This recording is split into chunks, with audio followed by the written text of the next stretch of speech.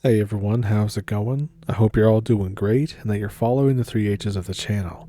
In this video, it's about to get a little weird, a little scary, and a little unnerving. So if that sounds like something you're interested in, pull up a stump with me and let's get into it. Thank you for watching. One night I was driving home from work, right?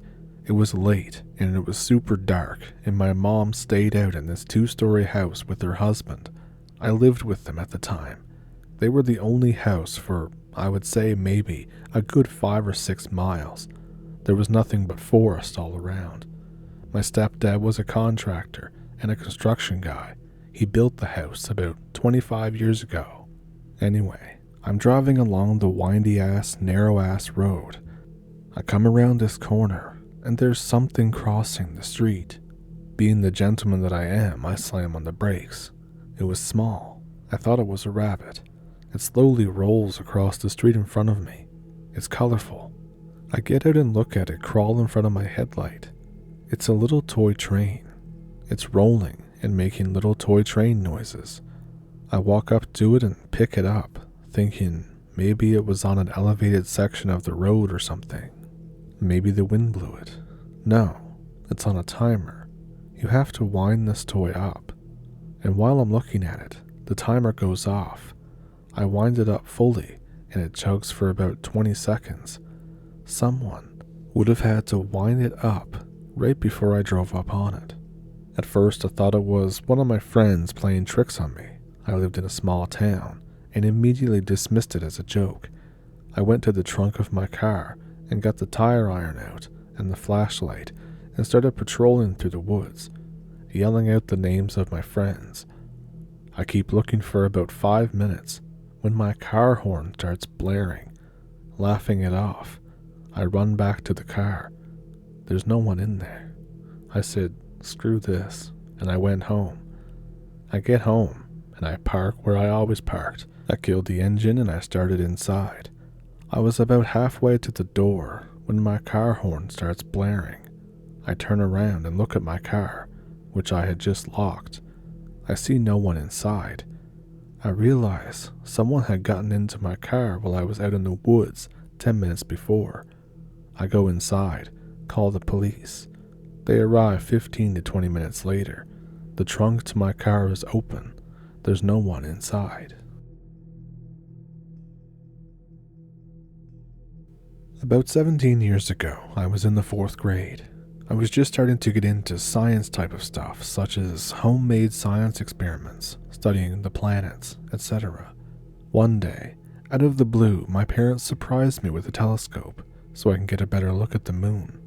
Believe me when I say I was excited as ever. They helped me set it up, and I couldn't run outside any faster. It's pretty dark, and the full moon is as bright as day. I spent several minutes trying to adjust it to the correct positioning and trying to get a crisp image of the moon. Once I finally got everything set up correctly, I was in awe. The moon was so clear and crisp through my telescope, I felt as if it were within my grasp. I literally spent minutes simply staring at it through my telescope in wonder. All of a sudden, as I'm still looking through the telescope, I see something black go across and block the line of sight to the moon. Naturally, I looked confused. The next moment always gives me chills. I saw, well, the closest reference I can give is what looked like a shadow in the sky in the shape of a winged humanoid, similar to Jeepers Creepers. That's the only way I can explain it to people. I lived in a neighborhood behind some croplands, and I had a 2-story house at the time, so it had to be at least 50 to 60 feet in the air. It was circling the sky, slowly perpendicular to my house like a vulture, waiting for its prey to die. Until this day, this is the only time in my life when I physically couldn't move out of fear or shock. After about 30 seconds of not being able to move and still seeing this thing circling, I managed to snap myself out of the trance I was in and quickly ran inside like my life depended on it. Of course, I told my parents what happened, and naturally, They didn't believe me. Again, like I'm pretty sure a lot of people have said, you've been watching too much Jeepers Creepers. Disappointed, I convinced myself that my parents were right and that it was all in my head. So the next morning I head to the bus stop for school and I have the typical conversations with my friends. There's 4 of us waiting at the bus stop talking, and I can hear and see our last friend making his way over, crossing the street to wait with us. I'm looking in the direction the bus is supposed to be coming from, and it's nowhere in sight. Then I hear from behind me from the last friend, "Guys, you'll never believe what I saw last night. Jeepers Creepers." And someone else said, "The movie?" And he said, "No, he was flying above my house." My other friends started laughing and saying, "Good one, that he's lying. There's no way, you're being funny." While they're laughing about it, I slowly turned back toward him and asked if it was around so-and-so time, the time that I saw it. He said yes. He then asked me how I knew. I told him I saw it 10 minutes prior to him. We had never talked about it before that moment because we didn't have phones. Cell phones were barely a thing at this time, and he only lived at the end of the street from me. Naturally, we spent the whole bus ride talking about what we saw and felt. It was a huge relief to hear what I saw wasn't all in my head. Someone, my friend, was able to witness this on a separate occasion, literally minutes apart. But what was a relief also turned into fear, because now I know that there is something out there and that I did see something.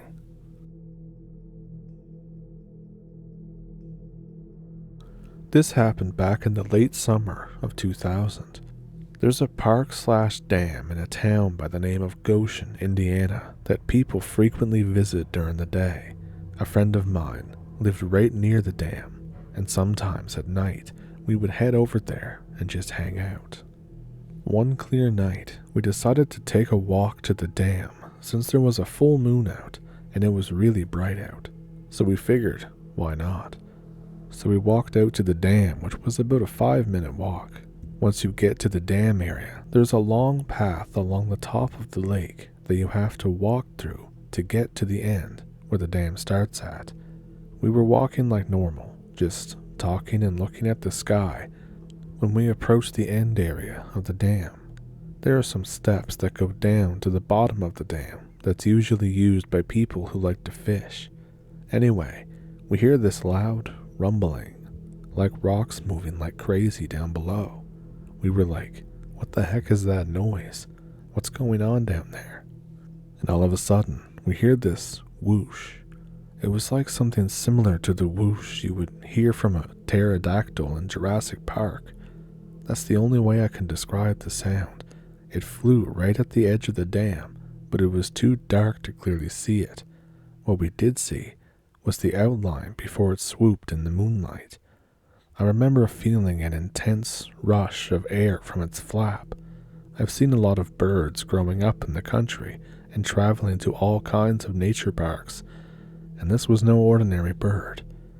It had a scary similar resemblance to the creeper in mid-flight with its wings in the movie Jeepers Creepers. But that wasn't the scary part. No more than 3 whooshes from its wings, we hear the brush behind us that leads to the woods moving around, and then we hear this loud bang.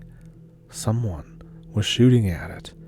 We bolted out of there as fast as we could, sprinting back toward the parking lot at the end of the dam, when we heard this loud crash on the opposite side of the lake where we think the creature landed.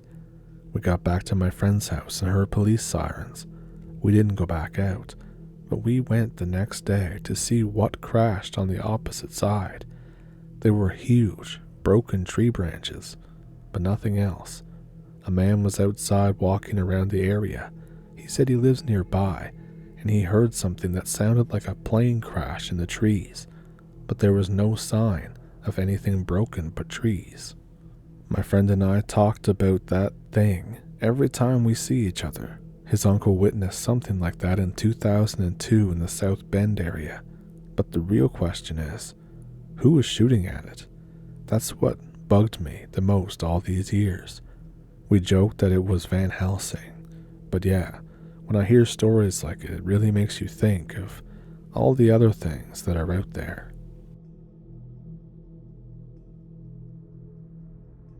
So I didn't even see it, and I still have nightmares about this. I grew up in a village called Eyam in England. It's better known as the Plague Village. You can look it up if you want to read about it. The village is surrounded by huge foothills and dense woodland. There's a particularly famous spot outside of the village, down an old-growth path that was named by the locals as the Dealth. This is where they would hold funeral services for plague victims during the outbreak. It's a huge, strangely shaped cave type thing. When I was younger, me and all my friends were deathly afraid of this place. You would hear stories about floating vicars, ghosts that would follow you home, and everything in between. In the daytime, we would go down there and explore the area surrounding it. We'd always find cow skulls on pikes littered about. One day, one of my school friends suggests that we man up and go explore the Dealth. We all agree and go down at about 4 p.m. with a torch. We get there, and only 2 of us are actually man enough to go inside the cave, myself and my friend. 3 other friends wait outside. We go in, and it's horribly cold, and even though we couldn't see anything, we felt like we were being watched the whole time. We get to the end of the cave. As it turns out, it's not that deep, but my friend finds this crack that you can squeeze through that, when he shines a light through, seems to end up somewhere. So he starts to proceed down this narrow space. I follow quickly after him, and all of a sudden, he screams and runs at me. He drops the torch. I'm stuck in the entrance to the crack while he's trying to push past me in complete darkness. Eventually, we get our wits about us. We get unstuck and just run out of the cave. I still have no idea what the hell happened. All of the other friends apparently decided to F off and leave us. We practically run all the way home just as the sun sets. He's still crying as we reach his house. He still won't tell me what he saw, but I did get it out of him the next day after he seemed to calm down a little. He said that while we were going through this crack, a white face appeared at the other end, smiling at him with this awful grin. Its eyes were sideways, and it was coming toward him, crawling through the other end of the crack. Like I said, I didn't see it, but just his scream and his description of what he saw still gives me nightmares.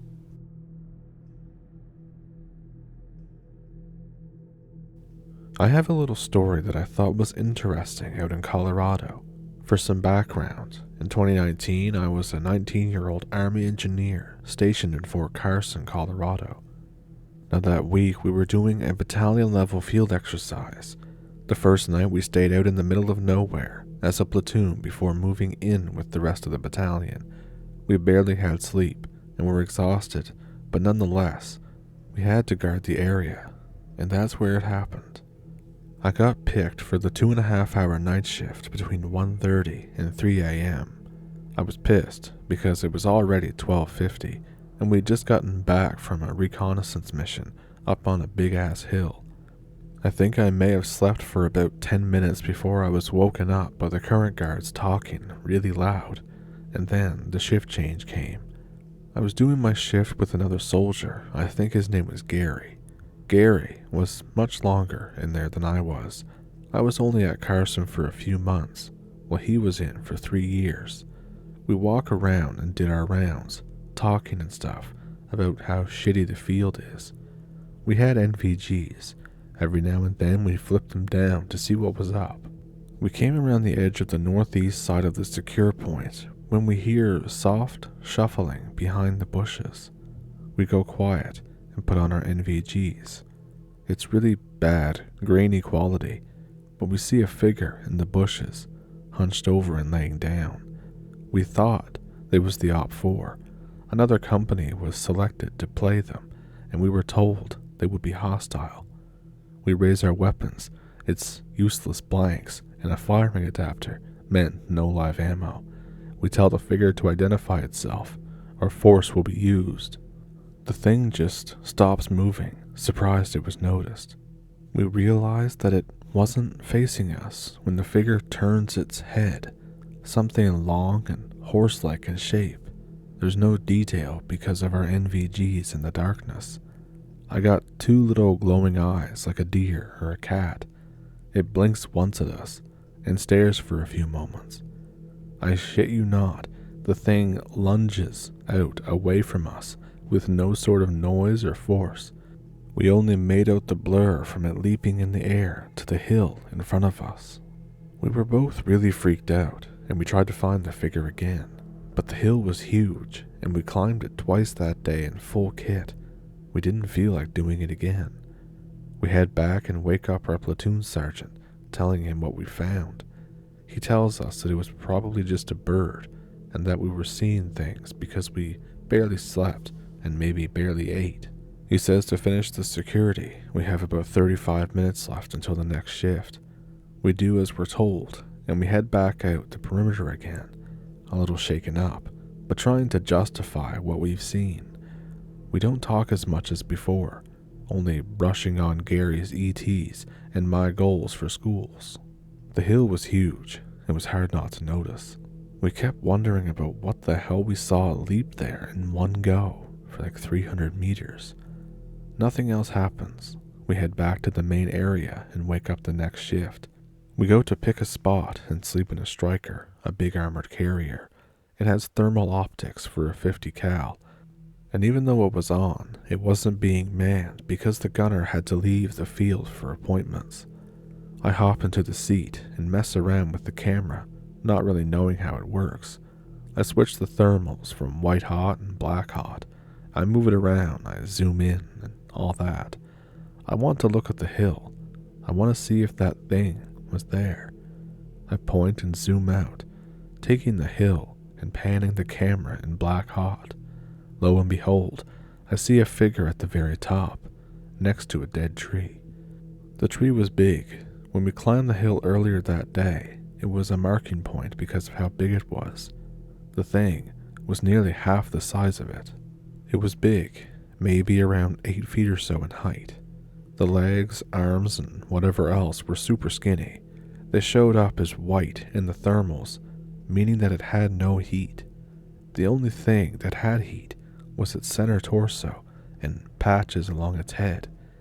The head was more defined now, long like a horse or a deer, very skinny as well, but not enough resolution to show definition of its fur or skin or whatever it had.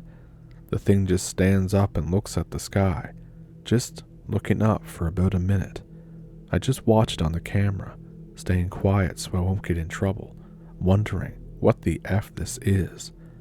Its head suddenly snaps toward me, facing directly into the camera. I know it's looking at me because the eyes are showing up as black dots in its head, meaning heat.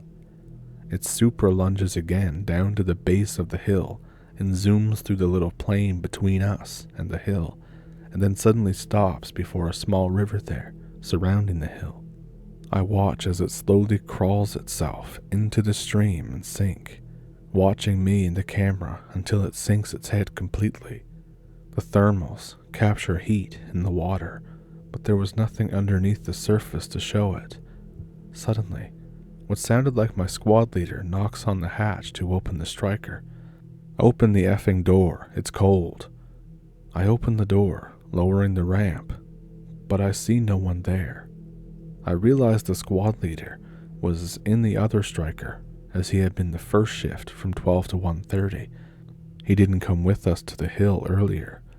There was some shuffling in the bushes, not far from the striker. I kind of nope out and close the hatch. I don't say anything at all. I put in my ear pro, pulled my fleece cap down to cover my eyes, and wrapped myself in a blanket, trying to comfort myself. No dreams. 2 hours later, I get woken up to do personal hygiene before we need to meet up with battalion. I meet up with Gary. He looks sleepless as well. I ask what's wrong. He tells me he had a very vivid nightmare, but doesn't go into depth. He kind of avoids me until the next day.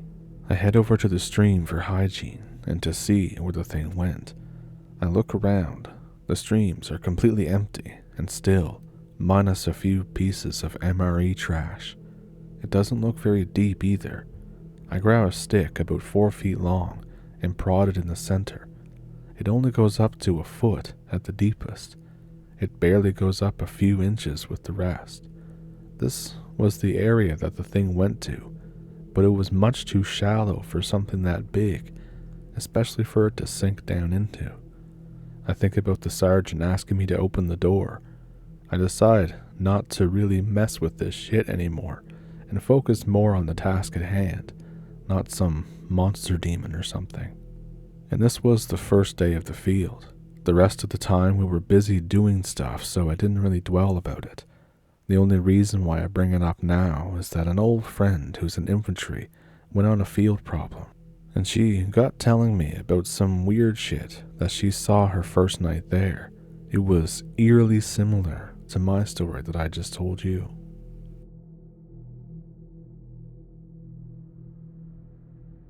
So like I said, those encounters were weird, strange, and unnerving. If one of them in particular stuck out to you, let me know which one it was down in the comments. And as always, there are links in the description whether you want to donate to the channel through PayPal or Patreon, or if you want to send in your own story to the channel. Of course, there's super thanks here on YouTube, or if you want to do something free, you can comment, like, subscribe, share the video, all that great stuff. It really helps the channel with the growth and everything like that.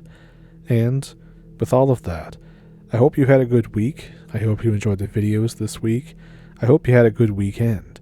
And let's hope next week is even better. I'll see you then. I'll see you Wednesday. Thank you for pulling up a stump, and thank you for watching.